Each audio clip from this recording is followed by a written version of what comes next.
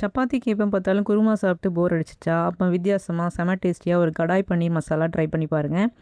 அதுக்கு 2 பெரிய வெங்காயம், 4 ஸ்லைஸ் பண்ண தக்காளி வச்சுருக்கேன். இது 1:2 அந்த ரேஷியோவில் எடுத்துக்கணும்.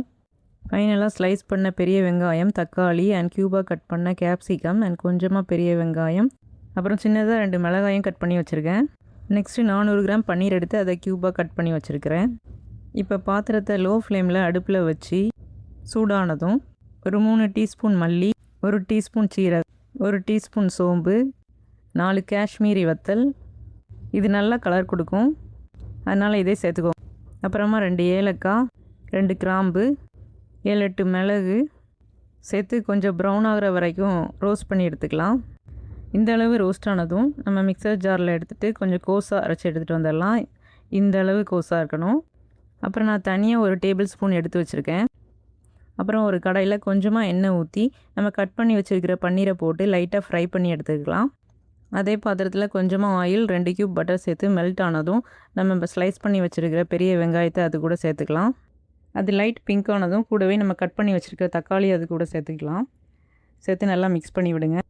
மிக்ஸ் ஆனதும் அது கூட 1 tablespoon salt, 10-12 cashew, 1 teaspoon ginger garlic paste சேர்த்து நல்லா மிக்ஸ் பண்ணி ஒரு 5 மினிட்ஸ் மூடி போட்டு வேக வச்சிடலாம். இப்போ ஓப்பன் பண்ணி பார்க்கலாம்.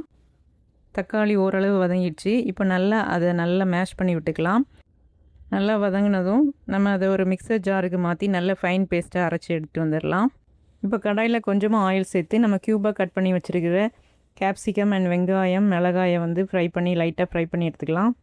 இப்போ அதே கடாயில் 2 ஸ்பூன் ஆயில் ஊற்றி 1/2 டீஸ்பூன் சீரகம், 1/2 டீஸ்பூன் க்ரஷ் பண்ண முழு மல்லி, ஒரு ட்ரை சில்லி போட்டு லைட்டாக ஃப்ரை ஆனதும் அரைச்சி வச்சுருக்க பேஸ்ட், ரெடி பண்ணி வச்சுருக்கிற மசாலா 2யும் சேர்த்து கொஞ்சமாக தண்ணி ஊற்றி லைட்டாக வேக விடலாம்.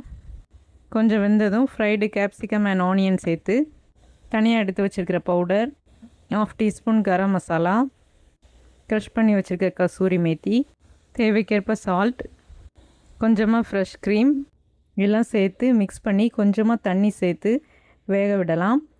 மசாலா நல்லா வெந்ததும் ஃப்ரைடு பன்னீரை இது கூட சேர்த்து மிக்ஸ் பண்ணி ஒரு 5 மினிட்ஸ் வேக விட்டு எடுத்து மல்லி இலை தூவி ஒரு பவுலுக்கு ட்ரான்ஸ்ஃபர் பண்ணி எடுத்தால் டேஸ்டியான ரெஸ்டாரண்ட் ஸ்டைல் கடாய் பன்னீர் ரெடி. இந்த ரெசிபி உங்களுக்கு பிடிச்சிருந்தா ஒரு லைக் பண்ணி உங்கள் ஃப்ரெண்ட்ஸ் அண்ட் ஃபேமிலிக்கு ஷேர் பண்ணுங்கள். இன்னும் பல டேஸ்டி அண்ட் குயிக் ரெசிபீஸ்க்கு நம்ம சேனலை சப்ஸ்கிரைப் பண்ண மறக்காதீங்க.